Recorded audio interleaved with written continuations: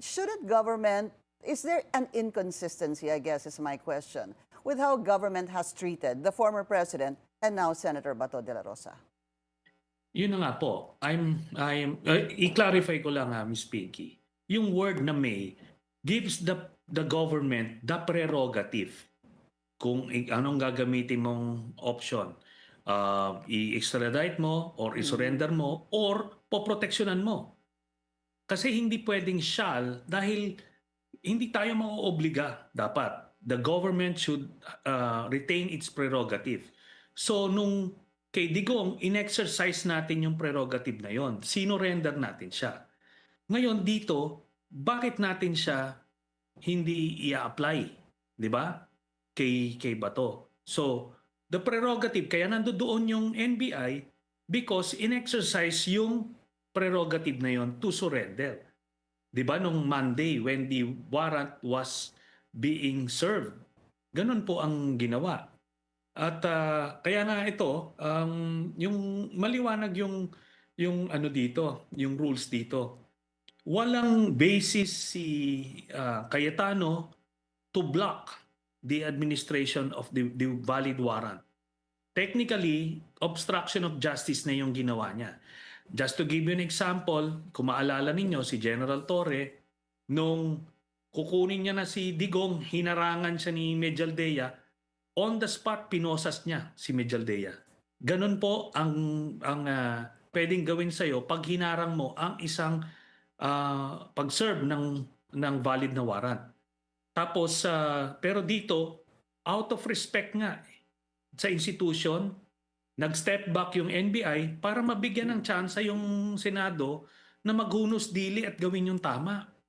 Pero habang binibigyan mo ng espasyo, lalong gumagawa ng constitutional crisis o kung anong kalokohan itong si Alan Cayetano. Senator, nagkamali ho ba ang NBI for allowing this to proceed, and with NBI Director Melvin Matibag saying that they will respect this protective custody of Senator Bato? Hindi naman po mali kasi dun sa situation nun, mainit na, so to de-escalate the situation, nag-step back. Pwede pa rin naman yon, andun pa rin naman si Bato, tapos sinabi nila protective custody, yun nga, bad faith yun, ano?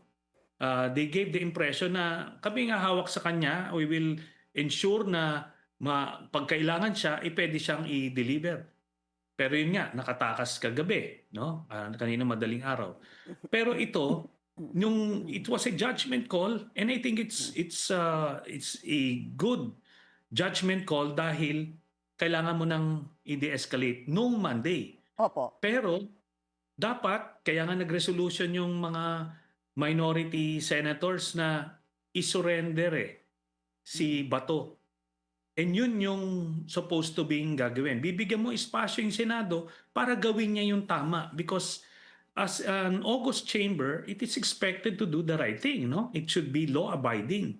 Wala siyang wala siyang tinitindigan dito si Cayetano. But Senator, did you think that was still possible knowing that there was a coup Monday and they replaced former Senate President Tito Soto to now SP Alan Peter Cayetano? Yes, but before that, remember, nung nasa garahe, the NBI agents treated Bato de la Rosa with respect. Because of his stature as a senator, hindi siya ginapos kaagad. Kumbaga, ini-inform siya na may warrant for his arrest, kaso hinawi niya yung good faith na dinisplay ng mga NBI agents to respect his dignity as a senator, tinake advantage niya. Hinawi niya tapos kumari pa siya ng takbo. So, doon sa punta na yon. Then, napalitan nila yung Senate leadership. But then, ang tanong dito kay Cayetano, kailangan mo pa rin gawin yung tama.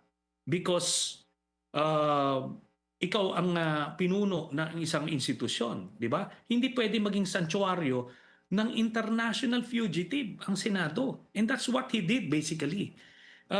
He can cover things up with Bible verses o kung anumang mga legal jargon, but at the end of the day, ganun ang ginawa niya. Nag-obstruct siya ng administration of justice, At ano, ang ginawa niyang santuario ng pugante ang Senado.